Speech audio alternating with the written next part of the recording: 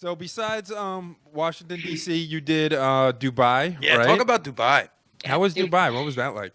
So Dubai is probably the most extravagant country I have ever been to. Everything is like the best of the best and so grand, and it's very expensive, like very expensive. I think I doubled my budget, easy. Yeah. Is it a weird vibe being like a Westerner, like a I guess I'll just say it, a white person, a white American Sure. in that part of the A country woman, was a white woman, yeah, no a white less. woman with blonde hair, like was that weird at all? Because I've never been obviously to Dubai. No, so I thought it would be because I spent, gosh, almost 3 years in Iraq, and I've been to Kuwait, like I've been all over the Middle East, so I was a little like, and when I got there, I stayed very respectful to the Muslim culture because I was there for work, and I'm not going to bring a bad name upon Nexus. But there was some British women there getting white girl wasted. It was like one of the funniest things I've ever seen. And then like one of the last nights, we weren't working anymore, so we went out to a club.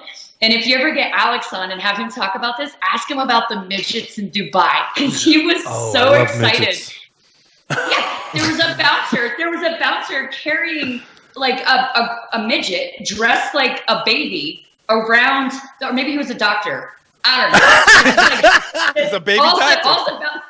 All he did was carry this midget around, and that was his job at the club. It was hilarious. This is everything I dreamed about Dubai. Like, I mean, everything I've ever heard about Dubai is just like excess to the 10th degree. Like the biggest skyscrapers, the most expensive cars.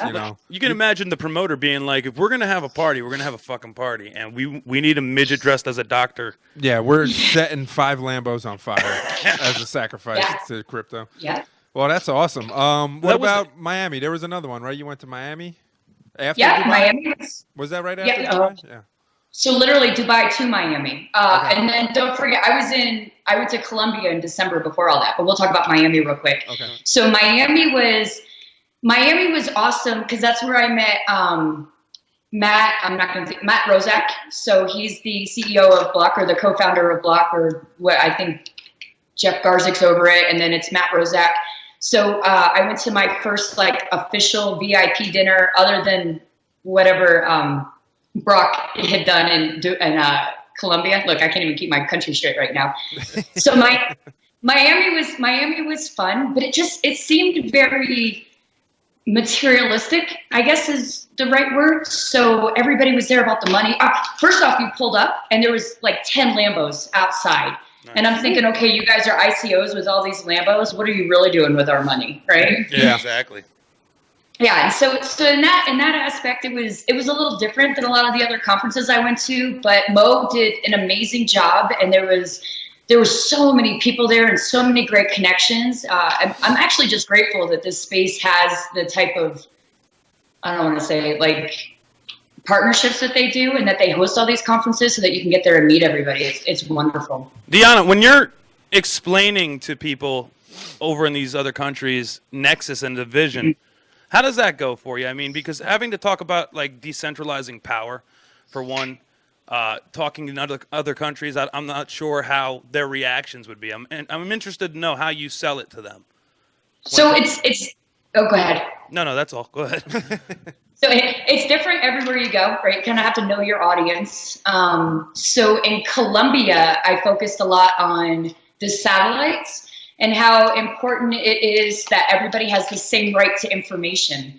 And I related it to how when I was in Iraq, I would see things that happened, and the stories that they printed there weren't the stories that we were told, or the stories that were back in America, or the stories that the Iraqis told. And the thing that I love about blockchain is you kind of take out that mediary, and you don't have anybody filtering your information. And now you can have everybody in the world having the same access, which is huge for opportunity. It's gigantic. And so Colombia really embraced that, and they seem to love the satellites. In Dubai, it was about, trying to be the best blockchain and the first, because everything they do is the best and they have to be the first. And so they were eating that all up. In Miami, it was, a little bit more about the coin, the focus on the actual blockchain and what we have right now. But of course, since then, we've had so many additional partnerships. It's hard to really explain Nexus because it's such a big idea. Everybody's like, God, you guys are ambitious. And it's like, well, go big or go home. Are you messing around? Oh, we know. We have these.